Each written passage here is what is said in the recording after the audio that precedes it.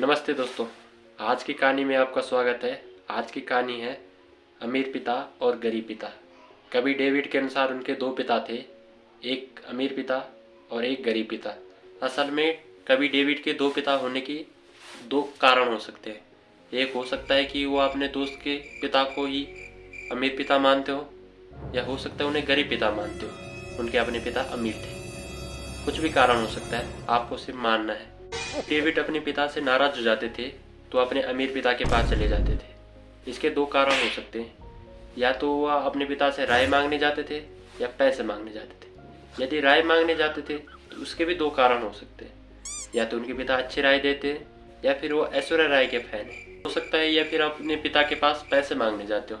पैसे मांगने जाते हैं तो इसके भी दो कारण हैं। पहला कारण यह है कि उनके गरीब पिता के पास पैसे कहाँ से आने थे, क्योंकि वो गरीब थे। और दूसरा कारण यह है कि उनके अमीर पिता अमीर थे, इसलिए उनके पास बहुत सारे पैसे थे, इसलिए वो अपने अमीर पिता के पास पैसे मांगने जाते थे। हो सकता है पैसे मांगने जाते थे क्योंकि राय तो उनके गरीब पिता भी अच्छी दे देते थे। वैसे भी अमीर पिता के पास उनके बहुत सारे पैसे थे, क्योंकि वो एक बिजनेसमैन थे। आपको बताऊं कि वह दिल्ली के सरोजनी मार्केट में मोमो का ठेला लगाते थे, इसलिए वह बहुत बड़े अमीर आदमी थे। जबकि उनके गरीब पिता गवर्नमेंट सर्वेंट थे, जिसके कारण उनकी तनख्वाह बहुत कम थी।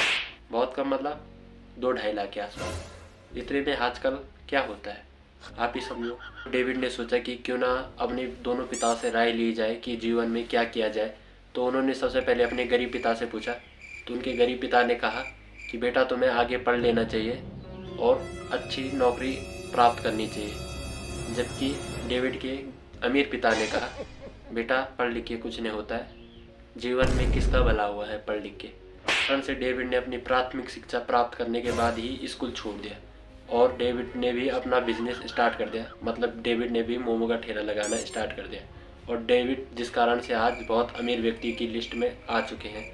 और डेविड ने भी ट्रेंड के चलते हुए अपनी कंपनी का नाम प्राथमिक शिक्षा प्राप्त मोमो वाला रख दिया है। और डेविड बहुत बड़ा मोमो विक्रेता बन चुका है, जो दिल्ली के अंदर 20 रुपये प्रति प्लेट मोमो बेचता है। और इस कहानी के रचयिता डेविड अब युवाओं के लिए बहुत बड़ी प्रेरणा बन चुके हैं। जगह जगह उनकी यह कहानी पढ़ाई जाती है और डेविड की यह कहानी सुन के लाखों विद्यार्थी अपना स्कूल त्याग रहे हैं और मोमो की ठेली लगा रहे हैं, जिससे देश में बहुत ही ज़्यादा औद्योगिक क्रांति आ चुकी है। और डेविड की अब प्रचलित कहानी लिखी है कौन ने, क्योंकि डेविड को तो लिखना आता नहीं है, भूल चुके हैं बेचारा लिखना, सिर्फ ऑर्डर ही लिखते हैं। तो यह कहानी कौन ने लिखी है और उनकी पुस्तक सबसे ज़्यादा बार पढ़ी है डेविड ने।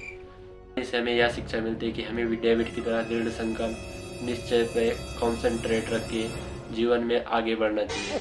और अपने जीवन में जो कठिनाई है उन्हें कठिनाई ही रहने देने चाहिए, क्योंकि जीवन में कठिनाई ही बाधा है और बाधा ही सरल करने के लिए एक सरल जीवन है।